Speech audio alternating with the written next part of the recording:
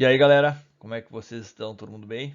Bom, eu quero corrigir agora com vocês a primeira AP que a gente fez pelo Moodle, né? Acho que praticamente todo mundo foi bem, né? Tirou nota boa. E só se alguém ainda não lembra direito do conteúdo, eu quero fazer essa correção agora aqui para vocês já revisarem para nossa né? Que é uma boa parte do conteúdo vai estar aqui também, essa parte mais inicial da genética.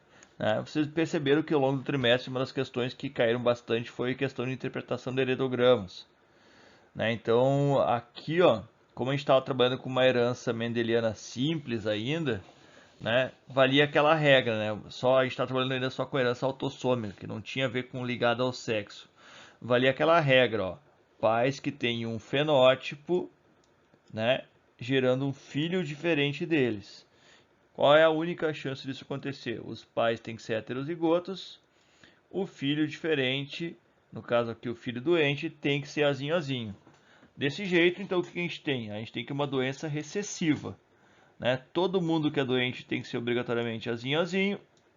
Né? E o que, que uma pessoa que não é doente tem que ter obrigatoriamente? Ah, que vocês pensarem em saúde, né? Isso aí, saúde também. Mas além de saúde, tem que ter pelo menos um alelo dominante aqui para poder estar não manifestando a doença, já que a doença é recessiva. Tá? Então vamos lá. Ó. A gente conseguiu interpretar mais ou menos aqui todos os indivíduos, exceto o indivíduo número um da primeira geração, né, que a gente não tem como ter certeza dele, né? E os da quarta, os da terceira geração também tem alguns ali que são ah, tem o genótipo, pelo menos homogeneazão, né? A gente não tem certeza, mas vamos lá então para tentar responder ali as afirmativas. A primeira afirmativa fala que o indivíduo 2,1 é homozigoto. O indivíduo 2, ó, segunda geração, número 1, ele é homozigoto. Ele não é homozigoto, né? Pelaquela regrinha, ele tem que ser obrigatoriamente heterozigoto para poder ter gerado uma criança doente.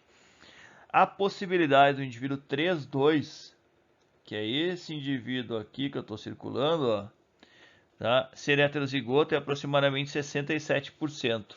Essa que é a resposta correta. Por quê? Ó? Se tu for olhar para os pais deles, os pais desse indivíduo 3,2 são heterozigotos.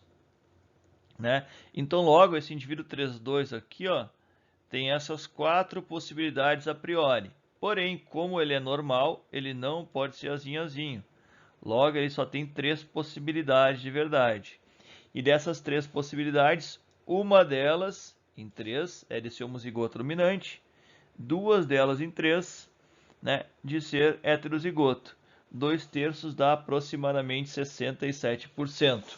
Tá? Só para a gente recordar, isso é um caso de probabilidade condicionada ou probabilidade condicional, e vocês vão ver isso caindo na minha AE, tá bom? Então, só para vamos ver essas outras agora rapidinho. Ó. Fala que o gene responsável pela expressão da característica localiza-se no Y, tá? Para se localizar no Y, teria que estar aparecendo somente em homens, e aqui a gente vê que tem mulheres, então logo não está no Y, tá? Não poderia estar num X também, tá? Porque, por exemplo, se fosse uma herança dominante ligada ao X, se fosse dominante, pelo menos um dos pais teria que ter sempre em cada geração para poder passar para o filho de baixo. Né? Se fosse recessiva, tá? Tu tem ali, ó, o indivíduo, esse indivíduo aqui, ó, o 2,1 teve uma mulher doente. Se fosse uma doença recessiva, esse 2,1 ele obrigatoriamente teria que ser X razão Y para não ser doente. E daí nunca ele ia ter uma mulher doente, então também não é uma herança ligada ao X, tá? Só para a gente já brincar de pensar sobre, apesar nessa prova vocês nem tinham ouvido falar sobre isso ainda. A letra D fala que o indivíduo 3,8 é homozigoto dominante, então o indivíduo da terceira geração, número 8. Esse indivíduo aqui, ó, tá?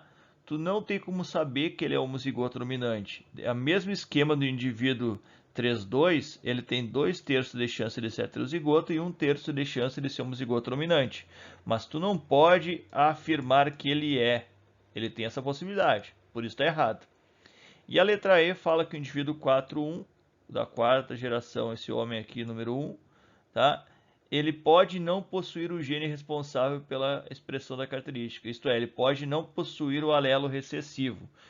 E daí a resposta está errada, por quê? Porque como o pai dele é azinhozinho, obrigatoriamente ele vai ter que herdar um azinho do pai dele. Tá? Então, por isso, realmente, somente a letra B. Tá beleza? Entenderam? Vamos para a próxima. Bom, de novo, nessa questão número 2, questões sobre interpretação do heredograma. Ó. Fala que os indivíduos têm uma condição genética. Tá? Num primeiro momento, de novo, ele não te diz se a doença é dominante ou recessiva. Mas daí tu olha aqui, ó, pais normais tendo um filho diferente dele. A única chance disso acontecer, desculpa, pais doentes no caso, tendo um filho diferente deles no caso normal. Né? A única chance disso acontecer, agora vindo aqui para a parte que eu fiz no caderno, né, é se os pais forem heterozigotos e o filho diferente for azinho. O que muda agora? O indivíduo doente tem gene dominante, tem alelo dominante. Logo, doença dominante. Logo, todo mundo aqui para ser doente tem que ter pelo menos um azão.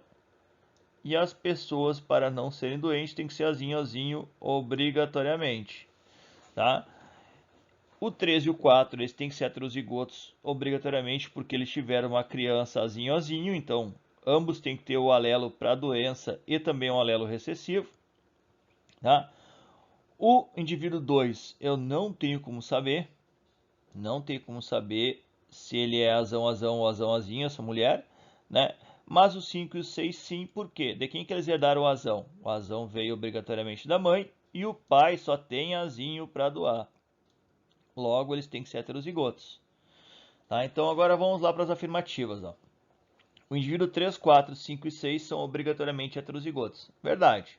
Tá aí já primeiro. O casal 3 e 4 tem 50% de chance de ter filhos normais. Né? O casal 3 e 4, tá aqui o casal, os dois heterozigotos, eles têm 3/4 de chance de ter criança doente e 1/4 de chance de ter uma criança normal. Tá? Então, aqui no caso, ele está falando de filhos de maneira geral. Tá? Então, tá errado isso aqui. Tá? Bom, e mesmo que fosse filho do sexo masculino, se fosse multiplicar por 1/2, não seria 50% ainda. Né? Agora, vamos lá. Ó. A letra C. Se o indivíduo 5, que é essa mulher aqui, ó, indivíduo 5, se casar com um homem normal, tá? A mulher 5, que é heterozigoto, o homem normal, que é azinho, a chance de ter filhos afetados vai ser 25%. Não, vai ser 50% afetado ou doente. Por isso está errado aqui também. Tá? Agora a letra D. Ó. O indivíduo 3 pode ser filho de pais normais? Não. Pessoal, isso aí é uma coisa bem útil para vocês. Ó. Jamais em uma doença dominante ambos os pais vão ter que ser normais. Pelo menos um dos pais vai ter que ter o alelo para a doença, para doar para o filho. E se ele tem o alelo para a doença sendo dominante, ele vai ter que ser doente. Tá? Então, obrigatoriamente, o indivíduo 3 ele não pode ser filho de pais normais. Um dos pais tem que ser doente no mínimo, porque um dos pais tem que ter no mínimo o alelo dominante. Tá? E a última fala que os pais do indivíduo 2, obrigatoriamente, um dos pais é obrigatoriamente normal. Tu não tem como saber, porque tu não sabe se o indivíduo 2 é azão ou azão-azinho. Então tu não tem como afirmar isso aí de ser obrigatoriamente normal. Ele pode ser, mas não sabemos. Por isso está errado. E com isso, né, a gente acaba sendo número 2. Vamos para a próxima. Na 3, ó, pessoal, a 3 é uma questão bem clássica, né, que ela tem um raciocínio bem importante, tá, pessoal? Tá? Ele fala que sobre seria um casal que não tem nenhum distúrbio genético, tem 3 crianças, 2 sem e uma criança com uma doença genética. Então, de mesmo esqueminha, ó. Tá? O que acontece? Casal normal tendo um filho diferente deles. Única chance o casal ser obrigatoriamente heterozigoto, filho diferente azinhozinho. Logo, tu descobre que a doença é recessiva. Tá? A doença é recessiva. E agora vem ali, ó. voltando para o enunciado, ó, ao conversar com um profissional da área da saúde para saber quais as chances de ter uma outra criança com a doença, esse disse ao casal que a chance de nascer uma criança afetada é 1/4. Tá certo, ó. Se tu for olhar o casal, os dois são heterozigotos, a chance de nascer uma criança doente é 1/4. Como ele já tem essa criança com a doença e duas sem, né? Tá aqui, ó. Já tem essa criança com a doença e nas possibilidades, tá aqui a criança com a doença e tem duas sem, a outra criança obrigatoriamente teria que ser, não teria doente, teria que ser normal, né? Essa informação tá certa ou errada? Por favor, gente. Cada gestação é um evento novo que começa do zero. Então não é porque assim, ó, tu tem 25% de chance de nascer uma criança doente e nasceu a primeira vez a criança doente, as outras todas não tem mais esse 25% de chance de acontecer. Não! A mesma chance vai ser para cada um dos próximos filhos. Então, se ele tem 1/4 de chance de nascer doente, já teve uma criança doente, a próxima vez que essa mulher ficar grávida, vai continuar tendo 1/4 de chance de nascer uma criança afetada. Por isso que essa informação está incorreta, ó. Pois para cada gestação haverá a mesma possibilidade, os 3/4 nascer sem doença e 1/4 nascer com a doença. Eu vi que teve umas pessoas que erraram essa questão na prova, tá? Por favor, gente, cada gestação começa do zero. Não, tu não exclui, tu não vai eliminando genótipos, né? A não ser que for um caso de probabilidade condicional que já viu a criança que nasceu. Mas se não, tem todas as possibilidades sempre, tá? Vamos para a próxima. A4, ó. A4 fala da condroplasia. A condroplasia é uma doença aí que a gente já falou bastante. Eu sempre peço para vocês tomarem cuidado, porque ela é causada por genes dominantes. Vocês não precisam saber isso de cor, mas eu peço para vocês tomarem cuidado, porque em alguns casos eles trabalham com a questão dos genes letais para ela. O indivíduo azão, normalmente ele morre, que é o correto. Mas aqui, como ele não fala nada, ó, vocês não vão interpretar como caso de gene letal. É uma questão de Enem, como vocês podem ver, ó. Tá? Ela fala que pessoas não anãs são homozigotas recessivas, está aqui então a pessoa normal. Uma pessoa condroplásica, então, né, tem que ter um alelo dominante obrigatoriamente. Daí vamos lá, ó. Fala que o José é um anão, tá aqui o José, filho de mãe anã e pai sem nanismo. Tá aqui a mãe dele, nós não sabemos de certeza como é que é a mãe, só tem um gene dominante. E o pai não tem nanismo, logo o José tem que ser azão por causa do nanismo e azinho por causa do pai dele. Tá? E ele casou com Laura, que a Laura não é anã, a Laura é azinho. Se tu for fazer o quadrinho de Punnett aqui, ó, tá? Tu vai ver que tem 1/2 de chance de ter uma criança normal e 1/2 de chance de ter uma criança anã, tá?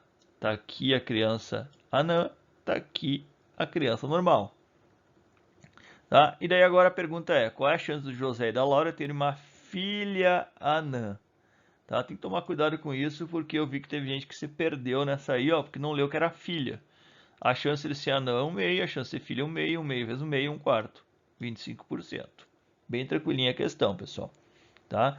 Creio que se fosse no Enem vocês acertariam, eu espero. Tá bom? Vamos para a próxima. Bom, olha só, fala assim como uma questão bem teórica, né? Fala que sedentarismo e alimentação incorreta são fatores que levam à predisposição de vários problemas, né? Porém, algumas doenças a herança genética é importantíssima, né?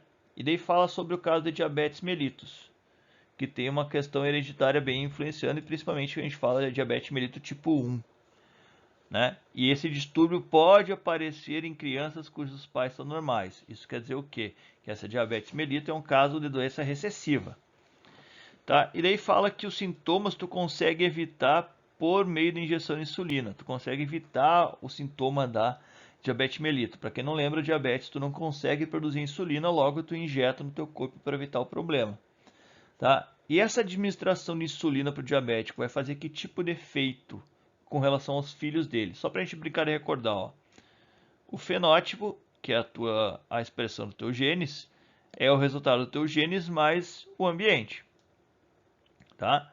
O que acontece? Tu pode ser azinho, e daí num primeiro momento tu teria um fenótipo diabético. Só que o que tu faz quando tu injeta insulina? Quando tu injeta insulina, tu está mudando, entre aspas, o ambiente celular. Isto é, aquela situação onde tu não produz insulina, tu vai estar pegando aquela insulina, não produzindo, mas pegando ela. Então tu não obrigatoriamente tu vai ter todos os sintomas de uma pessoa diabética, porque tu vai estar controlando isso. Só que tu está alterando o quê? O ambiente, não os teus genes.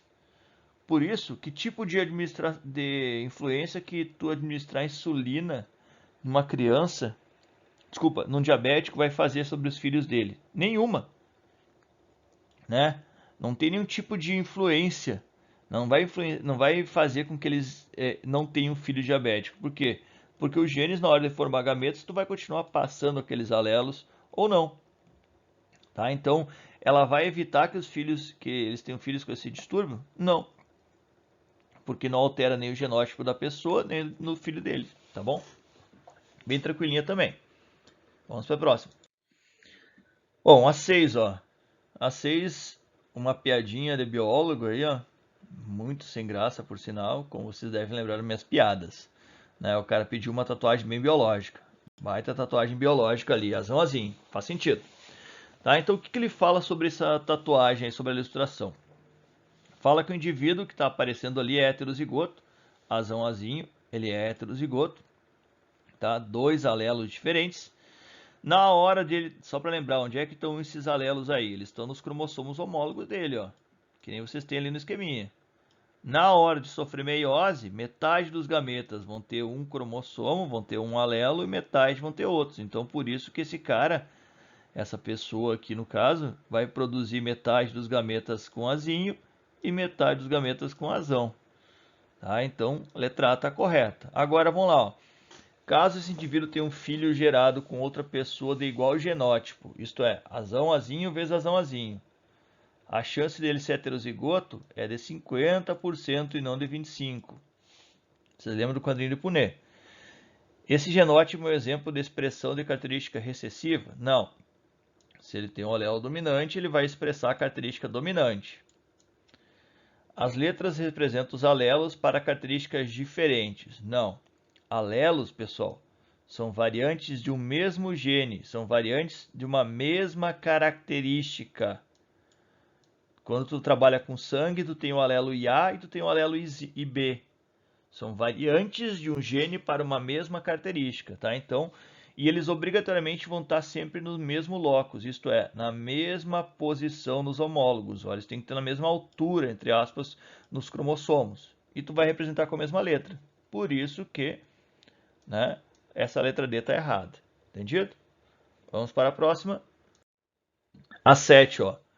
Albinismo clássico, essa vocês têm que saber de cor, vale a pena. Uma pessoa albina é azinho azinho, uma pessoa normal azão alguma coisa. Né? Agora vamos lá. Considerando o fato de um homem e uma mulher possuírem pigmentação de pele normal. Tá aqui o homem, tá aqui a mulher, eles têm um azão.